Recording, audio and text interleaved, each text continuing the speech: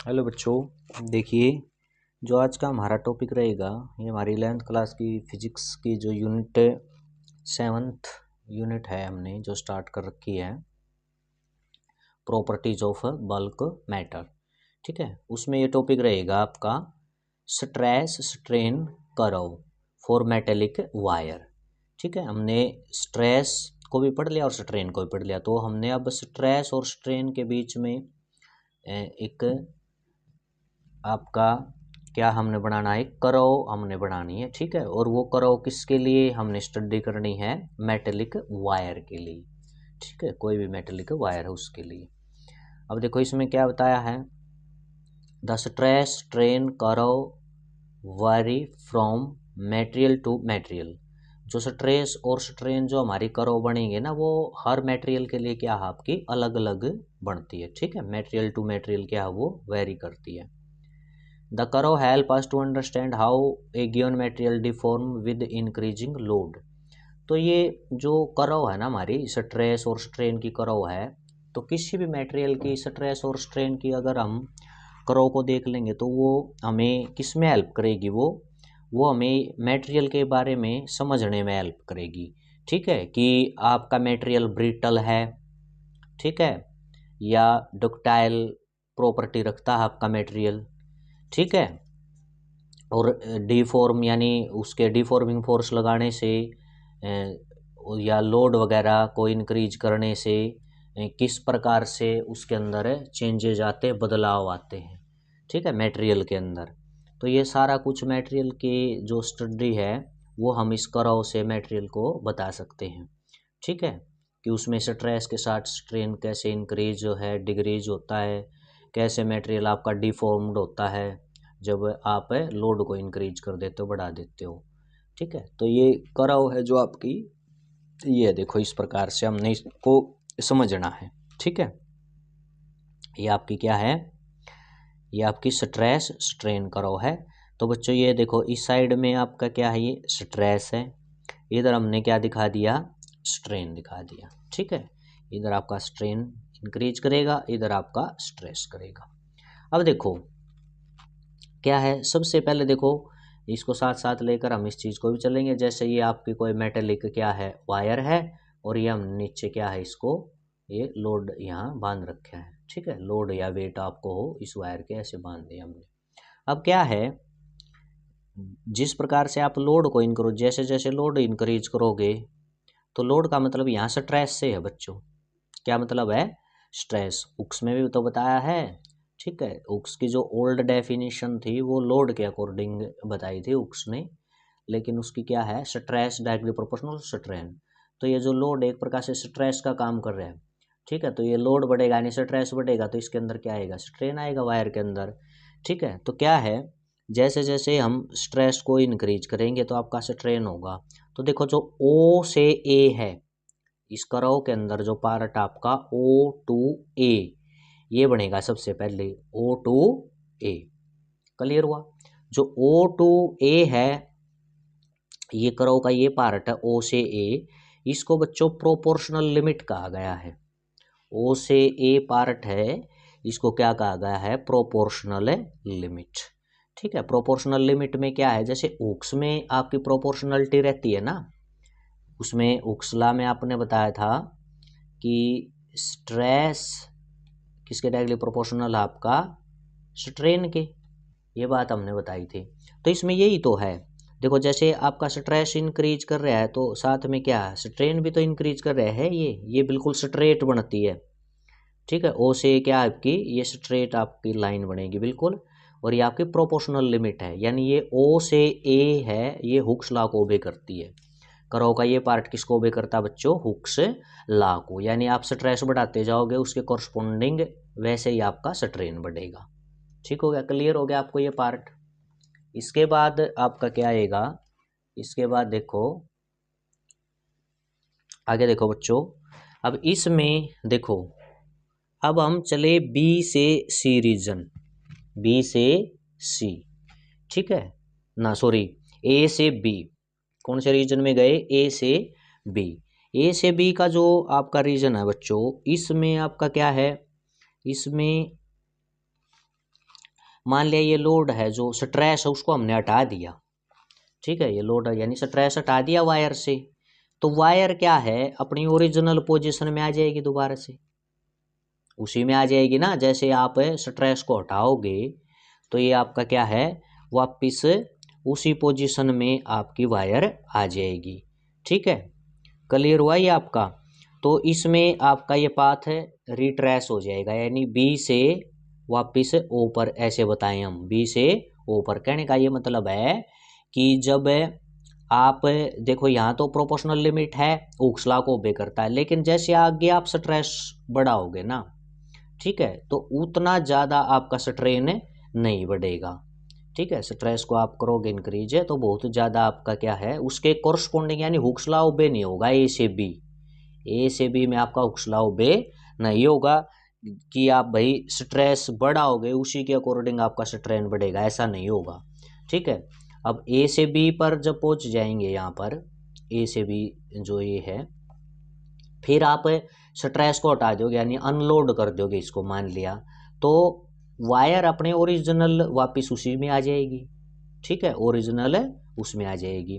तो ओ से लेकर बी तक ये आपकी इलास्टिक लिमिट ही रहती है, क्या रहती है, इलास्टिक लिमिट है, ठीक है। वायर के साथ कोई डैमेज नहीं होगा, आपकी क्या रहेगी, इलास्टिक लिमिट। और इसी को क्या बोल रहा है, बी, यहाँ बी तक यील्ड पॉइंट है और इलास्टिक लिमिट है, इसको बोल रहा है, ठीक है। यील्ड पॉइंट का मतलब ये आपकी क्या है, इलास्टिक लिमिट के दौरान, ठीक है, इलास्टिक लिमिट में तो रहेगा ये रीजन ओ से बी का, लेकिन यहाँ ए से बी हुक्स लॉ ओबे नहीं होगा कि स्ट्रेस के अकॉर्डिंग आपका स्ट्रेन इंक्रीज हो, ठीक है ना। इसमें अब बी के कोरस्पोंडिंग आपका क्या है, ये बी के कोरस्पोंडिंग ये स्ट्रेस है, बी के कोरस्पोंडिंग स्ट्रेस है, और जो बी के कोरस्पोंडिंग स्ट्रेस है ये कौन सा आपका यील्ड स्ट्रेस है, कौन सा है, यील्ड स्ट्रेस। यानी कि कहने का मतलब आप स्ट्रेस को यहाँ से हटाएंगे तब भी, यानी ये मैक्सिमम यहाँ लिमिट जैसे स्ट्रेस की बताएंगे, यहाँ से अगर आप स्ट्रेस को हटा देते हैं तो भी आपका क्या है उसके अंदर कुछ ना कुछ क्या रहेगा, स्ट्रेन रहेगा, ठीक है। क्लियर हुआ ये।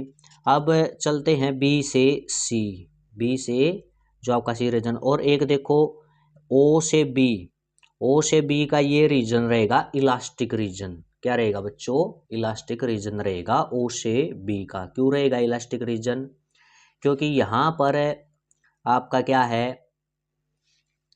स्ट्रेस जो है आपका यहाँ तक तो हुक्स लॉ के अकॉर्डिंग बढ़ा है, आगे हुक्स लॉ को ओबे किया यहाँ, ठीक है। और ये आपका क्या है, इसमें आप स्ट्रेस को इंक्रीज करोगे तो स्ट्रेन है वो इतना ज़्यादा इंक्रीज नहीं होगा। तो ओ से बी का जो रीजन है वो इलास्टिक रीजन रहेगा। कौन सा रीजन रहेगा बच्चों, इलास्टिक रीजन रहेगा, ठीक है। मटेरियल के अंदर इलास्टिसिटी रहेगी ओ से बी रीजन में, ठीक है। इसके बाद आगे क्या बताया है, जैसे अब बी से सी जाएंगे, बी से सी, अब बी से सी में क्या बताया है, ये जो रीजन है इसमें अब आपका स्ट्रेस इतना ज़्यादा इंक्रीज नहीं है, स्ट्रेस आपका बहुत ज़्यादा इंक्रीज नहीं हो रहा है, लेकिन आपका स्ट्रेन क्या है, ये इंक्रीज है। देखो बी से सी स्ट्रेन तो ज़्यादा हो गया, बी से सी इधर स्ट्रेन, लेकिन स्ट्रेस तो आपका ऐसे बढ़ेगा ना ऊपर की तरफ, तो स्ट्रेस आपका इतना ज़्यादा नहीं है। कहने का मतलब क्या है, वायर के ऊपर आपने स्ट्रेस ज़्यादा लगा दिया, ठीक है, तो उसका आपका क्या है, उसमें देखो इतना ज़्यादा स्ट्रेस को हमने इंक्रीज नहीं किया, ज़्यादा स्ट्रेस नहीं लगाया, फिर भी उसके अंदर क्या है, उसमें रीजन में क्या आपका स्ट्रेन काम करेगा, क्या रहेगा, स्ट्रेन काम करेगा। यानी बी से सी क्या है आपका लेंथ है, यानी कि जो वायर है उसका स्ट्रेन बढ़ जाएगा, थोड़ा सा भी आप स्ट्रेस को बढ़ाओगे, फिर बी के बाद स्ट्रेस को बढ़ाओगे, यील्ड स्ट्रेस के बाद और आप बढ़ाओगे ना स्ट्रेस को, तो थोड़ा सा स्ट्रेस बढ़ाते ही आपका क्या हो जाएगा, स्ट्रेन उसमें ज़्यादा हो जाएगा, ठीक है, उसकी वो इंक्रीज हो जाएगी, जैसे लेंथ वगैरह कहें तो अब ज़्यादा स्ट्रेन हो गया। फिर आपका क्या है सी पॉइंट है जो, इसमें आप क्या है बच्चों यहाँ पर जो बताया है कि फिर आप मान लिया इसको अनलोड करते हो तो इसमें ये फिर ओरिजिनल में नहीं आएगी। मान लिया अनलोड कर दिया यहाँ इस रीजन पर जाकर आपने इसको स्ट्रेस हटा दिया, उसके बाद ये आपकी ओरिजिनल ऐसे वापस उसी में नहीं आएगी, ये अलग पाथ ट्रेस करेगी। अलग पाथ ट्रेस करने का क्या मतलब है, ये सी से ऐसे हम इसको डॉटेड में यहाँ बढ़ाएंगे और ये ई पॉइंट पा गए, ये परमानेंट सेट क्या बन जाएगा, परमानेंट सेट। कहने का मतलब है कि आपने स्ट्रेस थोड़ा सा भी बढ़ाया तो इसकी ज़्यादा स्ट्रेन आ गया, अब स्ट्रेस को हटाओगे तो ये ओरिजिनल में तो आनी नहीं वापस, ठीक है। ये इसके अंदर वो स्ट्रेन रहेगा, स्ट्रेस हटाने के बाद भी स्ट्रेन रहेगा, तो इसका मतलब ओरिजिनल उसमें तो आएगी नहीं। स्ट्रेन अगर रहेगा तो स्ट्रेन रहेगा तो आपकी अलग से ये पाथ है ऐसे यहाँ ट्रेस करेगी, तो ये आपका क्या है, परमानेंट सेट कि स्ट्रेन की कुछ वैल्यू इसके अंदर है, परमानेंटली आएगी वो स्ट्रेन उसके अंदर, ठीक है। तो ये आपका क्या रहेगा, परमानेंट सेट रहेगा। क्लियर हो गया। अब आगे सी से ये इंक्रीज और कर दिया, ठीक है, सी से क्या कर दिया, और ज़्यादा आपका यहाँ इंक्रीज कर दिया, ठीक है, कि अब आपका स्ट्रेस ज़्यादा बढ़ा दिया, ज़्यादा बढ़ा दिया स्ट्रेस, तो इसमें आपका क्या है, स्ट्रेन भी आगे आपका और स्ट्रेन आ जाएगा।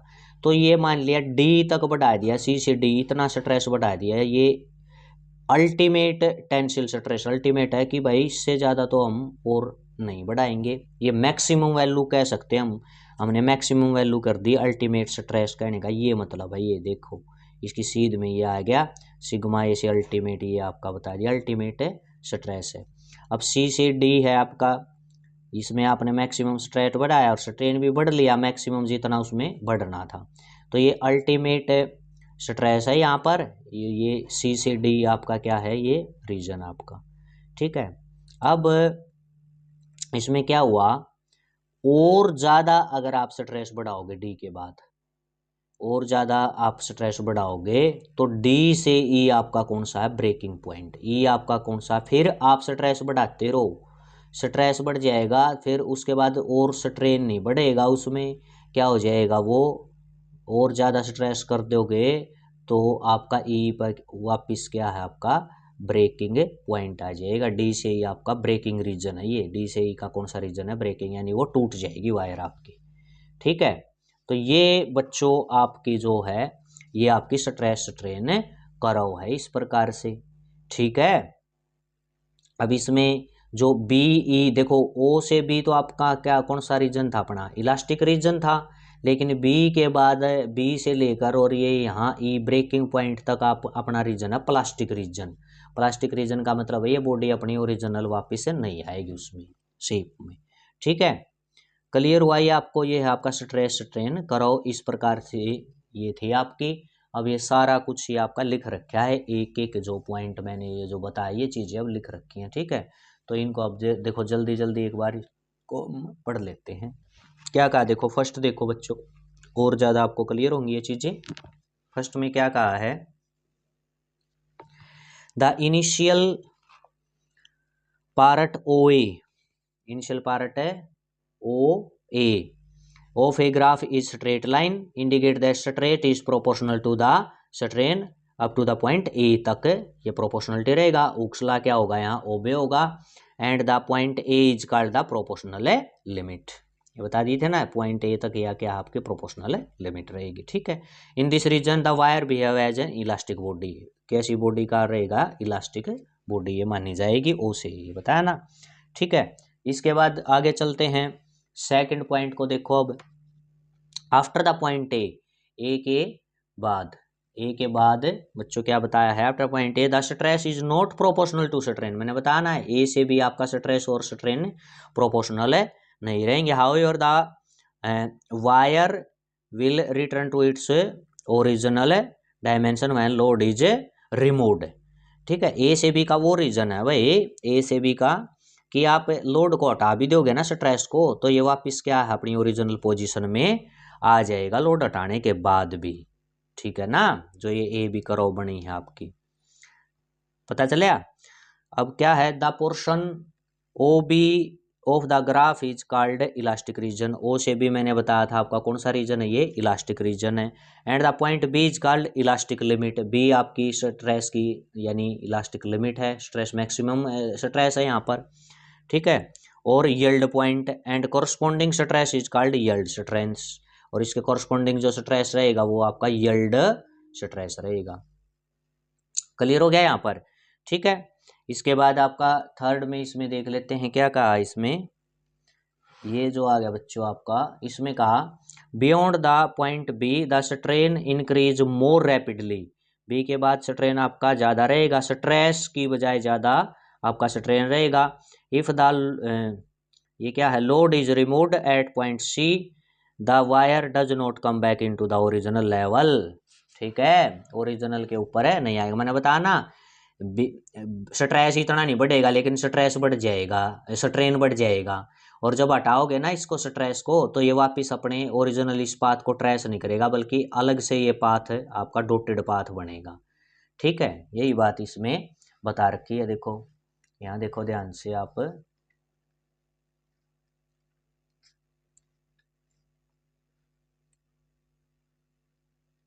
ये हो गया बच्चों आपका, हाँ डॉटेड लाइन सी ई, ये आपकी कौन सी लाइन थी, ये सी ई लाइन है, ठीक है।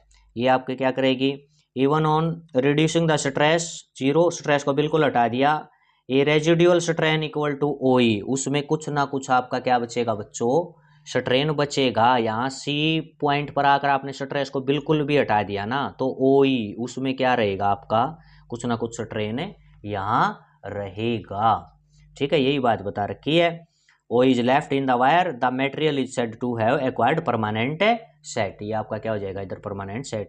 The fact that stress strain curve is not retrace नहीं होगी on reversing the strain is called elastic hysteresis, यानी रिट्रेस नहीं करेगी ये, ठीक है ना। यहाँ स्ट्रेस हटा भी दोगे ना तब भी उसमें कुछ ना कुछ क्या रहेगा, स्ट्रेन रहेगा, ठीक है। तो ये सी से बी ऐसे, सी से ओ आकर ऐसे आपकी रिट्रेस नहीं होगी करो वापस से, बल्कि एक अनदर डॉटेड लाइन आएगी, क्योंकि स्ट्रेस हटने के बाद भी उसमें स्ट्रेन है, तो इसको आपका इसको आप इलास्टिक हाइड्रेसिस बोलते हैं, इस चीज़ को क्या बोलते हैं, इलास्टिक हाइड्रेसिस, ठीक है। क्लियर हो गया।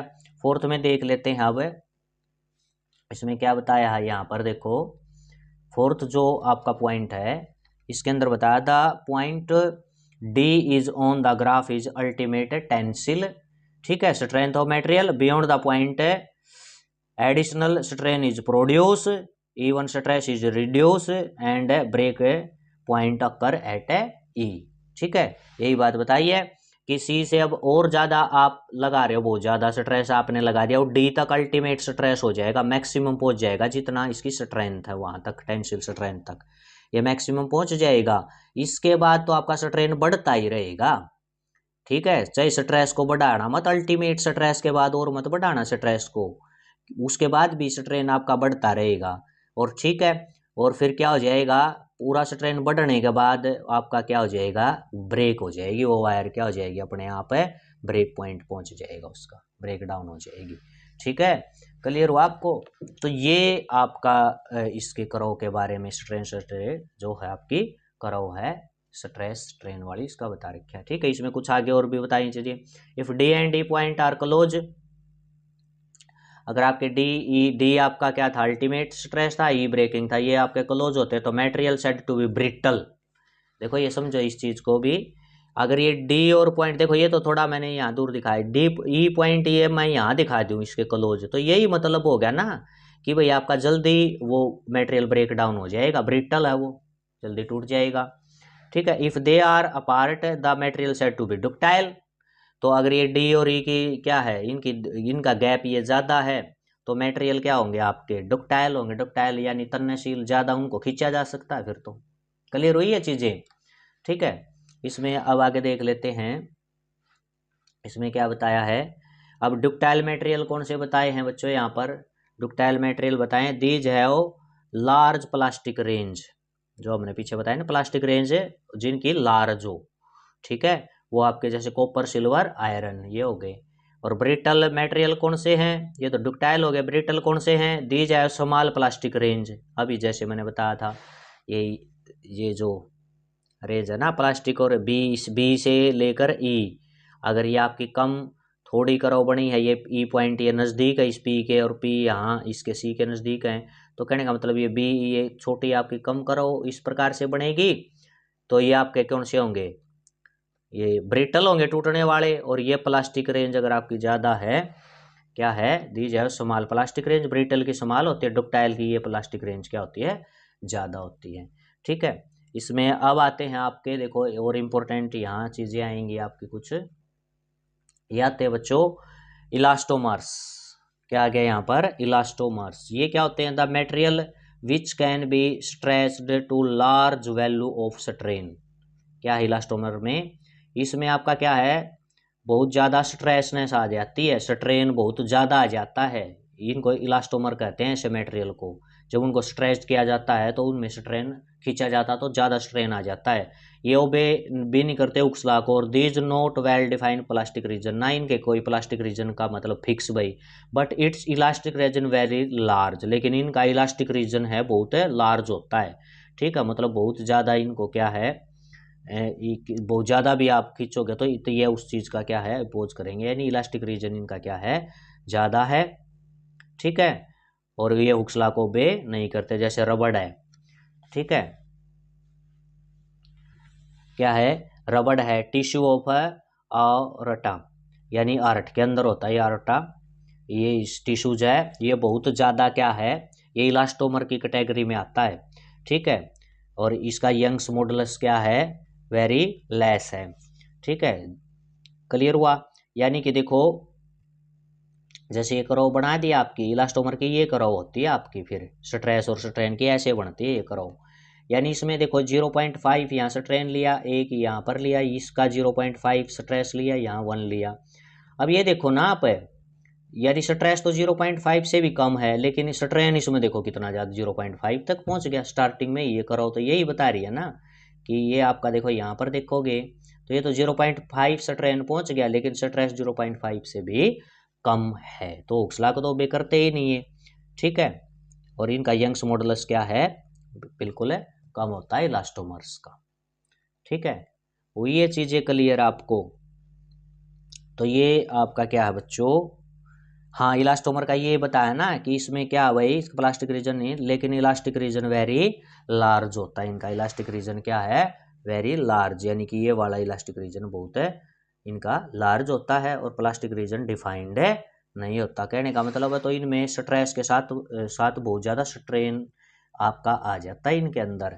ठीक है, तो बहुत ज़्यादा क्या है, ये इतनी आसानी से ब्रिटल भी नहीं होते, ये इलास्टोमर की कैटेगरी में है। हमारे आर्ट के अंदर जो आरोटा टिश्यूज है ना, इसका यही है, बहुत ही ज़्यादा क्या है वो, क्या है उसका इलास्टिक रीजन वेरी लार्ज है। ठीक है, क्लियर हुआ। तो ये थी आपकी बच्चों स्ट्रेस स्ट्रेन करो। ठीक है, तो हर चीज़ को, हर पॉइंट को आप इसको अच्छे से करना। ठीक है, और एक आप चैनल को, वीडियो को लाइक भी करें साथ साथ। ठीक है, शेयर भी आप करते रहें और सब्सक्राइब भी करें। थैंक यू बच्चों।